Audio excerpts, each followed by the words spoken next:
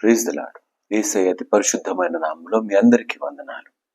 ఈ దిన లేఖన భాగం లూకా సువార్త 1వ అధ్యాయము 13వ వచనము. అప్పుడు దూత అతనితో, జకరియా భయపడకము, నీ ప్రార్థన వినబడినది, నీ భార్య అయిన ఎలిజబెతు నీకు కుమారుని కన్ను, అతనికి యోహాను అని పేరు పెట్టుదవు. యేసు ప్రభు పుట్టక మునుపు ఆయన కొరకై ఒక వ్యక్తిని సిద్ధపరుస్తున్నాడు. ఈ యొక్క వ్యక్తి గూర్చిన మాట యోహాను గూర్చిన మాట యెషయా రాస్తాడు. ఏమనంటే, ప్రభువు మార్గము సిద్ధపరచుడి, ఆయన త్రోవను సరాలము చేయుడి, ప్రతి పల్లము పూడ్చబడును, ప్రతి కొండయు మెట్టయు పల్లము చేయబడును, వంకర మార్గములు తినని వగును, కరుకు మార్గములు నున్నని వగును, సకల శరీరులు దేవుని రక్షణ చూతురు అని అరణ్యంలో కేక వేయుచున్న ఒకని శబ్దము అని ప్రవక్త అయిన యెషయా వాక్యములు గ్రంథమందు వ్రాయబడి ఉన్నట్టు ఇది జరిగెను. ఇది యోహాను గూర్చిన మాటే. యెషయా యేసయ్యను గూర్చిన ప్రవచనం చేసినాడు, యోహాను గూర్చి కూడా ప్రవచించినాడు. ఈ యొక్క ప్రవచనాన్ని ప్రకారంగా యోహాను మార్గము సరాలము చేయటానికి అరణ్యంలో కేక వేయు ఒక నిశ్శబ్దముగా మన ముందు కనబడుతున్నాడు. ప్రతి జన్మకు ఒక కారణం ఉంది. ఈ లోకంలో, ఈ భూమిపైన పుట్టిన ప్రతి మానవునికి, శరీరము కలిగి జీవించే ప్రతి మానవునికి ఒక కారణం ఉన్నది. బ్రతకటానికే కాదు, జీవితంలో ఎక్కడ చేర్చబడాలో, ఏం సాధించాలో వాటన్నిటి గూర్చిన ప్రతి ఒక్కరికి అవగాహన కొరకు ముందు కొనసాగుతారు. వాటి కొరకై ప్రయత్నాలు చేసేవారముగా ఉంటాం. అయితే ఈ ప్రయాణంలో మన గమ్యము కానీ, మన జీవితపు పరమార్థం కానీ గ్రహించగలిగిన వాడు దేవుని కొరకు గొప్ప కార్యాలు జరిగించగలడు. దేవునిపైన ఆధారపడ్డవారు ఎవరైనా గొప్ప కార్యాలు జరిగించగలరు అనుకోగలమేమో. కాదు. ఈ లోక పరంగా, ఈ లోకంలో సంపద సంపాదిస్తూ కావలసినవన్నీ సమకూర్చుకుంటూ బ్రతికితే ఈ జీవిత పరిణామంలో గొప్ప స్థితికి వచ్చినట్టు కాదు. దేవుని కొరకు బ్రతికే జీవితమే క్రైస్తవ జీవితం. నువ్వు యేసయ్య కొరకు నువ్వు ఏ విధంగా నువ్వు జన్మించినావు, తల్లి గర్భమున జన్మించిన ఆ జన్మకు కారణభూతుడు ఆయనే మనల్ని రూపించినాడు, స్థిరపరిచినాడు. పెరిగినాం, పెద్దయ్యాం, మరొకసారి జన్మించినాం. జ్ఞాపకం ఉందా? మనము నీటి ద్వారా బాప్టిసము తీసుకొని మరొకసారి మనం జన్మించినాం. ఈ నమ్మకమైన ఈ జీవితం కొరకు ఎటువంటి ప్రణాళికలు కలిగిన వారంగా ఉన్నాను. దేవుడు నీ పట్ల నమ్మకమైన ప్రణాళికలే ఉన్నాయి. నువ్వు ఇతరులకు సహాయకరంగా ఉండాలని, ఆశ్రయంగా ఉండాలని, నీ దగ్గరికి వచ్చిన వారు ఓదార్పు పొందాలని, నీవు దేవుని మాటలను ప్రచురము చేయాలని, దేవుని కొరకు బ్రతకాలని, దేవుని సాక్షిగా నిలబడ్డ జీవితం చూస్తూ పతనావస్థకు జారిపోయే అనేకులు నిన్ను బట్టి, నువ్వు నమ్మిన దేవుని బట్టి, నువ్వు సేవిస్తున్న ప్రభువును బట్టి మారాలని నేను దేవుడు నిలబెట్టుకున్నాడు. ఈ కారణం ఎప్పుడైనా గ్రహించినామా? ఉదయం లేస్తాం, మన పనుల్లో మనకు వెళ్ళిపోతాం, ఏదో తిరిగి వచ్చేస్తాం, సంవత్సరం అంతా గడుపుతాం. డిసెంబర్ మాసం రాగానే క్రిస్మస్ పండుగ అంటూ హడావుడి చేస్తాం, షాపింగ్స్ చేస్తాం. ఇది కాదు, ఇది ఒక్కటే మాత్రం కాదు. ఆనందం, సంతోషం పొందుకోవడానికి వీటిని తెచ్చుకోవడంలో తప్పు లేదు, వీటిని కొనుక్కోవడంలో తప్పు లేదు. కానీ నీ జీవిత పరమార్థం ఏంటో వాటిని గ్రహించలేకపోతే బ్రతికి చచ్చిపోయే జీవితంగా కాకుండా బ్రతికి యేసయ్యలో జీవిస్తూ ఇతరులను యేసయ్యలోకి నడిపించే జీవితంగా కావాలి. యోహాను అటువంటి వాడే. అనేకులను ఆయన దేవుని వైపుకు తిప్పుతాడు అన్న వాక్య భాగము కింది వచనాల్లో వ్రాయబడినది. అతడు ప్రభు దృష్టికి గొప్పవాడై ద్రాక్షరసమైనను మద్యమైనను త్రాగక తన తల్లి గర్భమున పుట్టినది మొదలుకొని పరిశుద్ధాత్మతో నింపుకున్న వాడై ఇశ్రాయేలులో అనేకులను ప్రభువైన వారి దేవుని వైపుకు త్రిప్పును. మనం ఎంతమందిని త్రిప్పగలుగుతున్నాం? అసలు మన కొరకైనా త్రిప్పుకోగలుగుతున్నామా? మనం మాట్లాడతాం, అనేక సార్లు వెన్నపూసిన మాటలు మాట్లాడతాం. కానీ ఆ మాటల ద్వారా ఇతరులను కాసేపటి కొరకు మనము పొందుకోగలమేమో, కాసేపటి వరకు మనకు కావలసినవి చేయించుకోగలమేమో, లేదా కాసేపటి వరకు మన కొరకై వారు నిలబడి ఉండగలరేమో. కానీ సంపాదించుకోవడం, దేవుని కొరకై దేవుని వైపుకు త్రిప్పుకోగలిగే నమ్మకమైన స్థితి ఉన్నదా? అది దేవుని ప్రణాళికలో, వాక్యంలో బ్రతికే వారికి ఇది సాధ్యం. క్రైస్తవులముగా మనము ఈ లోక ప్రయాణంలో కొనసాగుతూ ఉండగా దేవుని కొరకు మనము కొన్ని ఆత్మలను సంపాదించే జీవితాలుగా ముందుకు కొనసాగాలి.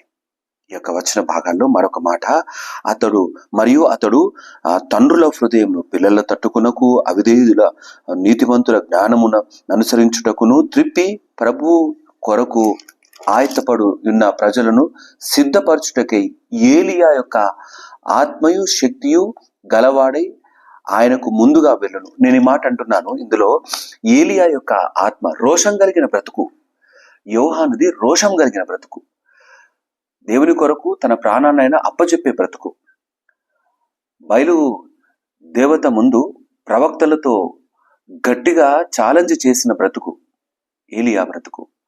మరి మన బ్రతుకులలో మనం ఎలాంటి రోషం కలిగిన వారంగా ఉన్నాం? నీ పుట్టుక రోషంతో ఉన్నదా?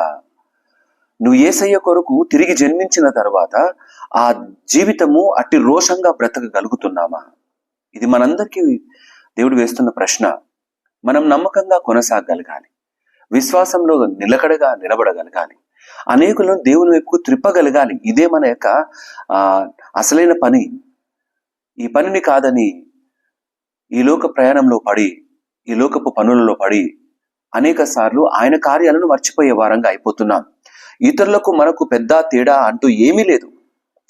వారు డబ్బు సంపాదన, వారు లోకంలో సంతోషంగా బ్రతకడానికి సౌకర్యాలను సంపాదించుకోవడానికి తిరుగులాడుతూ ఉన్నారు.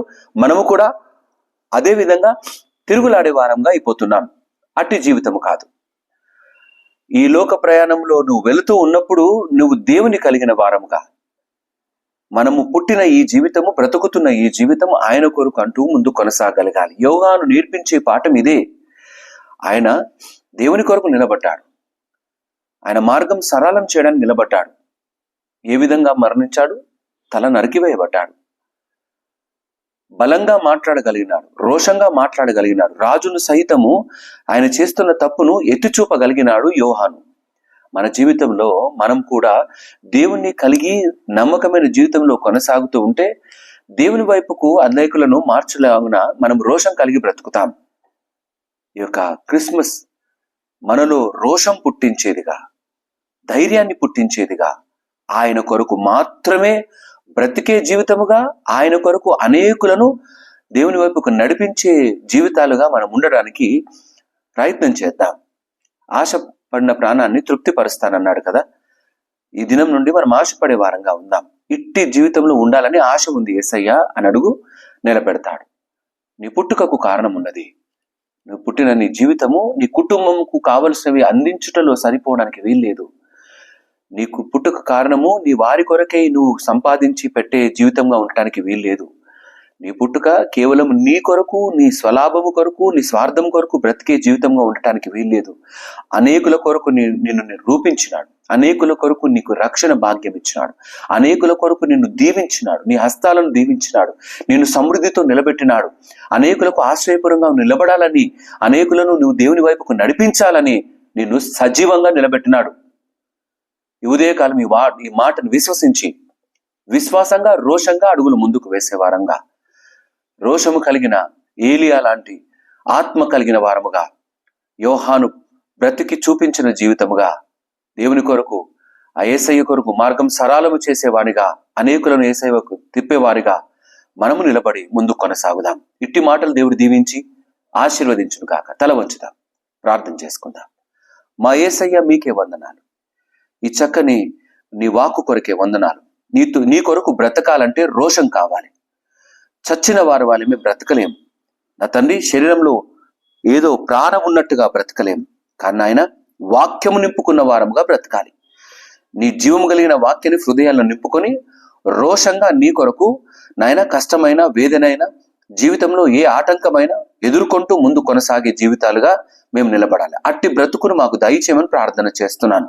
సౌకర్యాల కొరకు, సంపాదన కొరకు, ఏదో నెమ్మదైన జీవితం కొరకు కావలసినవి అన్ని సంపాదించుకున్నటకు కాకుండా, అయ్యా మేము ప్రత్యేకంగా ఏర్పాటు చేయబడ్డవారమని, పిలువబడ్డవారమని, నీ పేరు పెట్టిన జనాంగమని గ్రహించుటకు, నీ కొరకు ఈ లోకములో రోషముగా నిన్ను ధరించిన వారముగా బ్రతుకుటకు మాకు సహాయం దయచేయి. మేము కొంతమంది పిరికి వారం అయిపోతున్నాం. కొన్నిసార్లు పరిస్థితులకు మేము తల వంచుతున్నాం. అటు విధంగా ఉండకుండా బలంగా నిలబొట్టకు, దేనికైనా సిద్ధపడే జీవితాలుగా నిన్ను కలిగి కొనసాగే జీవితంలో స్థిరపరిచి నడిపించండి. అట్టి తీర్మానాలతో ముందు కొనసాగుటకు ఈ క్రిస్మస్ సందర్భంగా నిర్ణయం తీసుకుంటున్న ప్రతి బిడ్డకు మీరు తోడై ఉండండి. వారు నా తండ్రి సంఘము కొరకు, సహవాసం కొరకు, నాయన క్రైస్తవ బిడ్డల కొరకు, క్రైస్తవేతరులను నీలోకి నడిపించుట కొరకు ఉపయోగకరంగా నిలబెట్టండి. వారికి ఇచ్చిన తలాంతులు నీ కొరకు వాడుకొనుటకు సహాయము దయచేయమని ప్రార్థన చేస్తున్నాను. వారి జన్మకు కారణము వారు గ్రహించులాగున నీ ఆత్మతో వారికి బోధించమని ప్రార్థన చేస్తూ ఉన్నాను. నీకే వందనాలు నా తండ్రి. ఎక్కడ కూడా పనికి మాలిన స్థితి కొరకు, పనుల కొరకు, నా తండ్రి పరిస్థితుల కొరకు పరిగెత్తకుండా నాయన నీ కొరకు బహుబలముగా నిలకడగా నిలబడి ఉండే జీవితాలుగా స్థిరపరిచి, ఏ స్థితి అయినా సరే నీ కొరకు బ్రతకాలన్న ఆశ కలిగి రోషముగా ఏలియా వలె ముందుకు కొనసాగుటకు, అట్టి ఆత్మను కలిగి కొనసాగుటకు మాకు అందరికీ సహాయము దయచేసి స్థిరపరిచి నడిపించమని ఈ దిన ఆశీర్వాదాలతో దీవెనలతో నింపమని ప్రార్థిస్తూ యేసయ్య నామమున అడిగి ప్రార్థించి వేడుకుంటున్నాము నా తండ్రి. ఆమెన్. దేవుడు మిమ్మల్ని అందరినీ దీవించి ఆశీర్వదించును గాక. ఆమెన్.